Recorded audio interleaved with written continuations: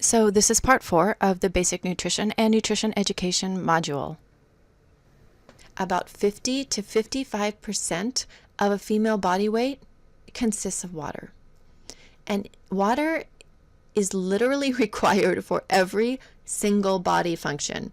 It flushes toxins out of organs, carries nutrient to cells, it cushions joints. It also helps digest the food you eat. The most abundant, as well as the most critical nutrient of the body, most foods contain water, which is absorbed during digestion.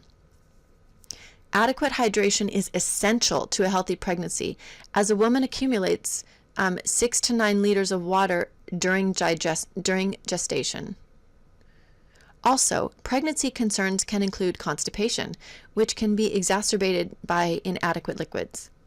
Now, total water intake for pregnancy, including drinking water, beverages, and food, is recommended to be about 3 liters a day.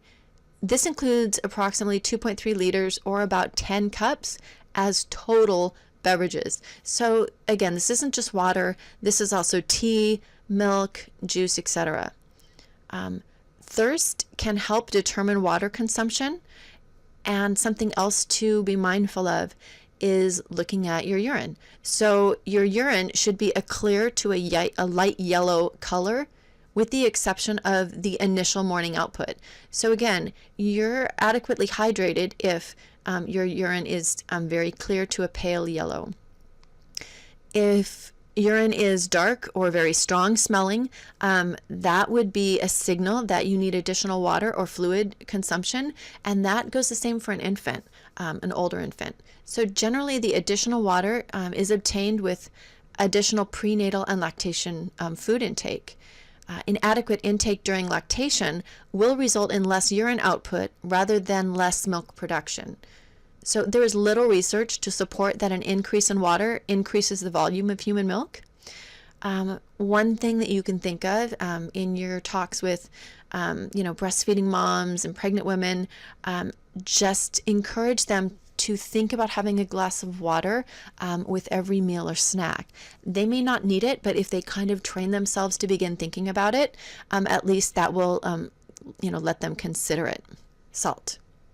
So the body uses sodium to maintain fluid levels.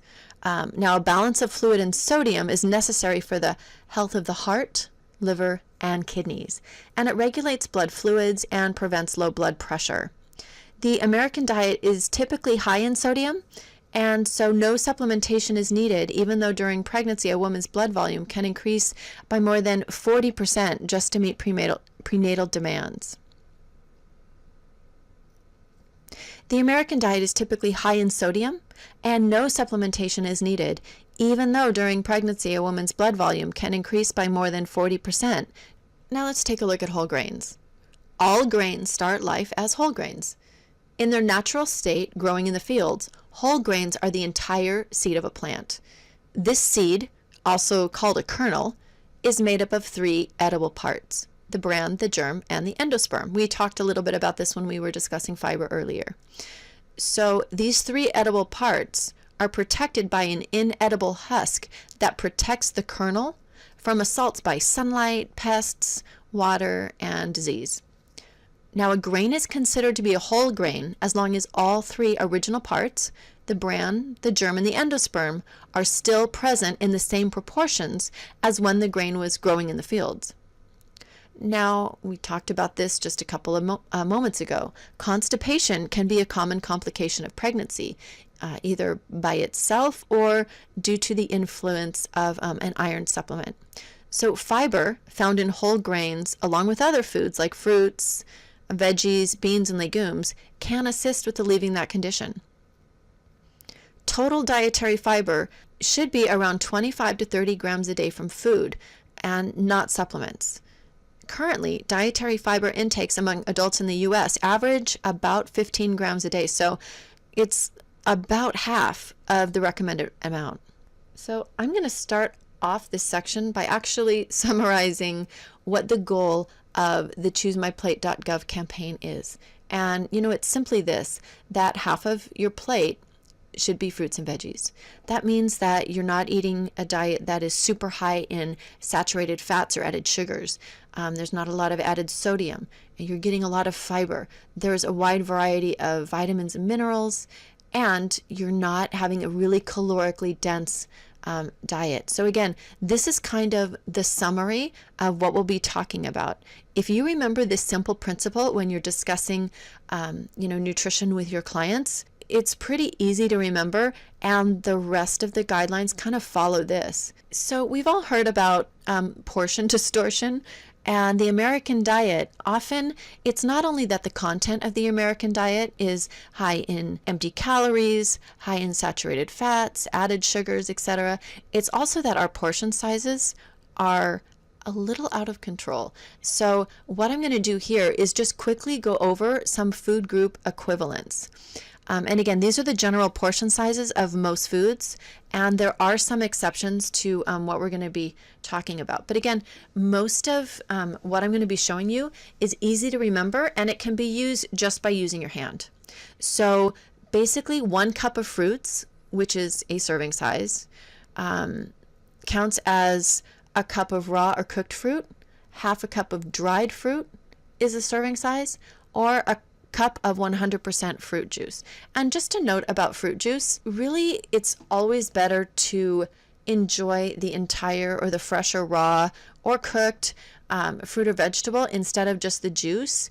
You tend to get more fiber when you are eating the whole fruit or vegetable, and you're also enjoying the fruit or vegetable in its natural state where the nutrients are in good combination with each other, whereas in a fruit juice, it really is just sugar water with some of the vitamins and minerals from that fruit or vegetable. So again, I really recommend no more than 1 cup of fruit juice a day, if even that. Count fruit juice as a food, if you'll think about it. So remember, fruit juice has calories, and if you are drinking 1 cup or 2 cups or 3 cups of juice a day, those calories can add up really quickly. So again, we just want to make sure that water is the preferred beverage. Just kind of think water for thirst, and remember to count fruit juice as a serving. And again, just going back to, just keep in mind that the size of most adult closed fists are about 1 cup. And so that can be a guideline for you in terms of how much fruit to eat. But again, fruit is one of those food groups. If you overdo it a little bit with fruit, or you overdo it a little bit with veggies, that's not that big of a consequence, just because these groups just tend to not have as many calories. It's an adult hand, a clenched fist. 1 cup of vegetables counts as 1 cup of raw or cooked veggies, 2 cups of leafy salad greens, and again 1 cup of 100% vegetable juice. So when you look at the carbohydrate group, 1 slice of bread is about 1 portion size, 1 ounce of ready-to-eat cereal, or a half a cup of cooked rice, pasta, or cereal. And so the front of your fist is about a half a cup, which is about a serving size. And as you can see, that's not a lot, but it does really go along with the choosemyplate.gov sample of the half of your plate being fruits and veggies, and that small quarter corner of the plate being your grains. And again, so keep in mind that this is one food group that is easy to overdo. So for dairy, 1 cup of dairy is a serving size, and it can be 1 cup of milk, a cup of yogurt, or a cup of fortified soy beverage. Cheeses, this is one area that it's easy to overdo as well. So 1.5 ounces of natural cheeses or 2 ounces of processed cheese is also 1 serving. And so for example, a slice of cheese, that's 1 serving right there, and that's easy to eat and consume really quickly. You eat 2 servings, again, very easy to overdo. So keep in mind that 2 ounces, which is your processed cheese, that's about 2 full fingers. 1 ounce is roughly the size of your thumb. So again, between 2 fingers and your thumb, that would be about 1 serving of a natural cheese. So for protein, 1 ounce of protein counts as 1 serving size. That would be 1 ounce of lean meat, poultry, or seafood. An egg would be considered to be 1 serving. 1 tablespoon of peanut butter, a 1/4 cup of cooked beans or peas, or 1/2 ounce of nuts or seeds. And again, remember the nuts and the seeds, they're a great food, very nutrient dense, but they are very calorically dense. And so you want to watch the portion size on that as well. Again, portion control is important, and it is as simple as using your hand. So, just keep what we talked about in mind, because again, it is easy to fall into the trap of portion distortion, like, with the plate of spaghetti that's on the slide there. That would be a typical serving at, any popular Italian restaurant. I think that's a lot of times what people expect. But as you can see, that's more than a day's worth just in that one plate. This is a sample menu based on approximately 2,200 total calories for the day. Going through breakfast, a morning snack, a lunch, a salad. As you can see, this is a pretty well-balanced diet. There's a lot of variety. The dietary guidelines are not a specific set of do's and don'ts, but they are important because people really don't eat foods and nutrients in isolation. What really matters is the big picture, their diet over time. It really is important to look at how a person's food and beverage choices add up over weeks and months and years. We know that eating patterns have a significant impact on health, and diet is one of the most powerful tools we have to reduce the onset of disease. Healthy eating patterns can help prevent obesity, heart disease, high blood pressure, and type 2 diabetes. Currently, about half of all American adults have one or more of these diet-related chronic diseases. Now, healthy eating patterns are adaptable. When people follow a healthy eating pattern, they can incorporate many of the foods that they enjoy. Healthy eating patterns can work for anyone, accommodating their traditions, their culture, and their budget. There are many paths to a healthy eating pattern. The Dietary Guidelines provides examples of 3 eating patterns. There's the healthy U.S. style, the healthy Mediterranean style, and the healthy vegetarian eating pattern. The Dietary Guidelines gives clear recommendations and suggestions about how to follow a healthy eating pattern. And by definition, healthy eating patterns need to stay within appropriate calorie limits for a person's age, gender, and activity level, meet their nutritional needs, and be achievable and maintainable in the long term. One important way of achieving, and more importantly maintaining, a healthy eating pattern is to choose a variety of nutrient-dense foods across all food groups. A healthy eating pattern includes nutrient-dense forms of a variety of veggies, dark greens, reds, oranges, as well as legumes such as beans and peas, and starchy and other veggies. Fruits, especially whole fruits, grains, at least half of which are whole grains, fat-free or low-fat dairy, including milk, yogurt, cheese, and fortified soy beverages, a variety of protein foods, including seafood, lean meats and poultry, eggs, legumes, such as, again, beans and peas, soy products and nuts and seeds, and oils, including those from plants, such as canola, corn, olive, peanut, safflower, soybean, and sunflower oils, and oils that are also naturally present in foods, such as those found in nuts, seeds, seafood, olives, and avocados. Note that these foods are only nutrient-dense if they're prepared with little or no added solid fats, sugars, refined starches, and sodium. Now, did you know that almost 50% of all added sugars in the American diet are in drinks, like soft drinks, fruit drinks, and energy drinks? When we're looking at limiting calories from added sugars, you want to limit those to less than 10% of your total calories a day. When you're looking at limiting calories from saturated and trans fats, again, you want to limit saturated fats to less than 10% of total calories daily. Sodium, you want to limit that to less than 2,300 milligrams each day. And with alcohol, you want to limit that to no more than 1 drink daily for women and no more than 2 a day for men.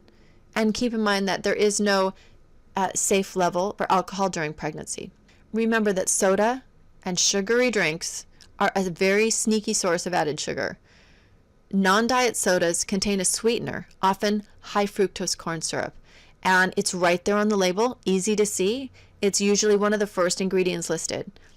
Now, 12 ounces of a regular soda can pack 39 grams of carbs, all coming from sugar. That's like adding 22 packets of sugar into a glass of water. Choosing soda is essentially drinking sugar. It's a major, major reason why Americans are overweight, and it's also a ridiculously easy change to make. Just think if you have 100 extra calories each day. 100 extra calories each day, whether it be from an extra pat of butter or a sugary drink, that adds up to 10 pounds a year.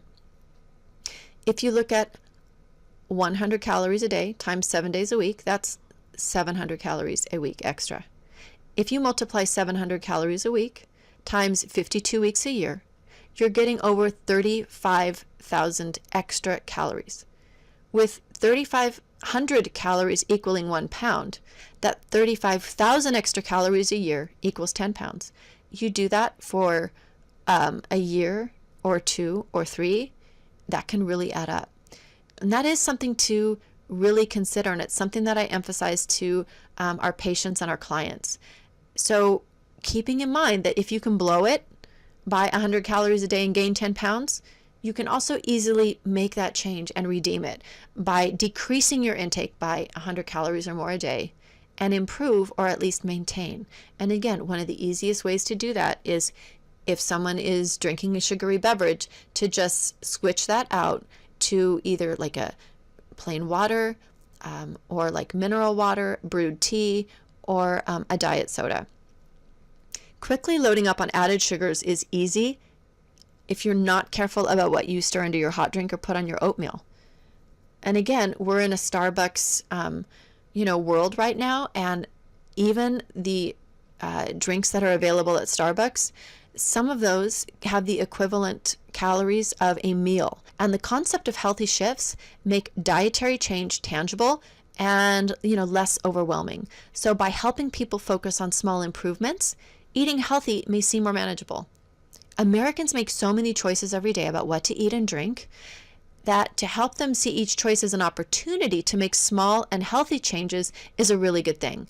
So for example, some easy switches are switching a full-fat cheese or whole milk to a low-fat or non-fat cheese or milk, choosing whole wheat bread over white bread, or switching fatty cuts of meat out for seafood or even beans, changing from butter to olive or canola oil, or like I mentioned earlier, even avocado on toast is a better alternative than just butter.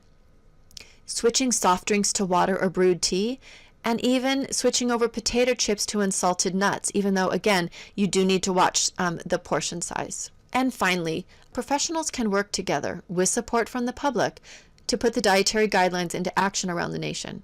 And no matter what your field of work or your area of expertise, you can help bring about healthy changes. And this is where my current work in Champions for Change at Northeast Valley Health Corporation comes into play. And again, we are just looking to make the healthy choice the easy choice for today's family. And the Marilyn Magrum Center at CSUN is also a Champions for Change program, making a difference in the western part of the San Fernando Valley. And again, everyone has a role. So at home, at schools, at workplaces, in communities, food retail outlets, encouraging easy, accessible, and affordable ways to support healthy choices is important no matter what profession you end up pursuing.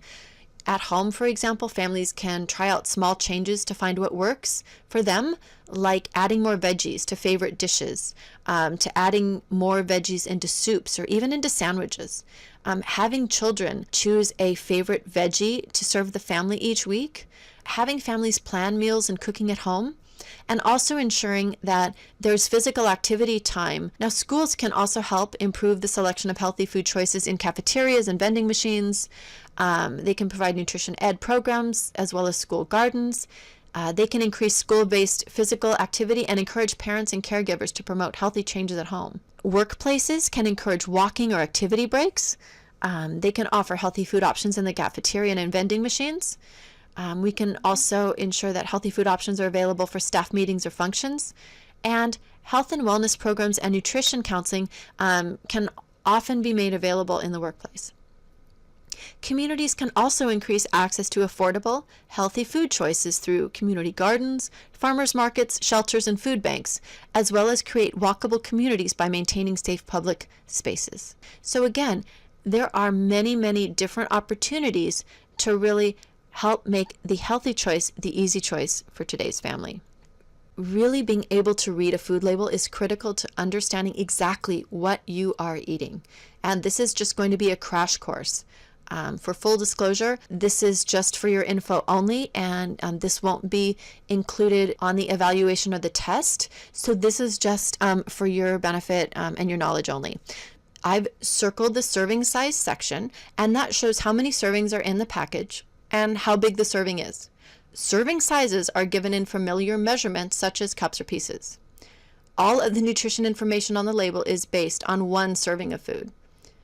A package of food can often contain more than one serving, and you really need to carefully look to see how many servings are in the bag.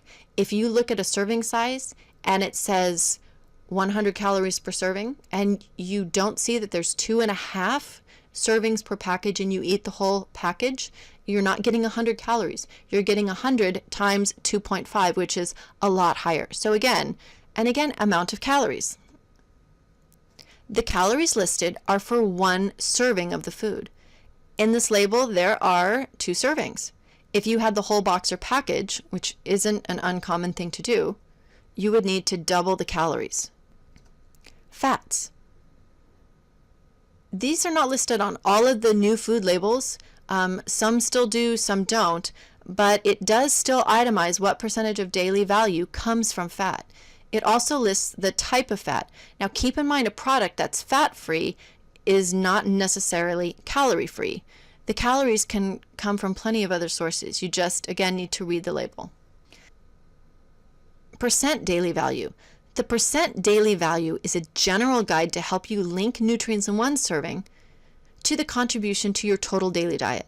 It can help you determine if a food is high or low in a nutrient. 5% or less is considered low, and 20% or more is considered high. You can use the percent daily value to make dietary trade-offs with other foods throughout the day. So for example, if you are looking for a nutrient like fiber, if you see that it is high in the percent daily value, that's good. But if you're trying to limit your saturated fats, you want that value to be low, 5%. Once you are familiar with percent daily value, you can use it to compare foods and decide which is the better choice for you. Be sure to check for the particular nutrients you want more of or less of. Using percent daily value information can also help you balance things out for the day. So for example, if you ate a favorite food at lunch that was high in sodium, one of those nutrients that you want to get less of, you would then try to choose foods for dinner that are lower in sodium. And again, if you realize that you really didn't have a lot of fiber throughout the day, then you could use the food label as a way to identify foods that are higher in fiber for your meals later on. So the nutrients that you want to get more of are calcium, dietary fiber, potassium, vitamin A, and vitamin C. Now, Americans don't often get enough of these nutrients, and these are essential, as we talked about earlier, for keeping you strong and healthy.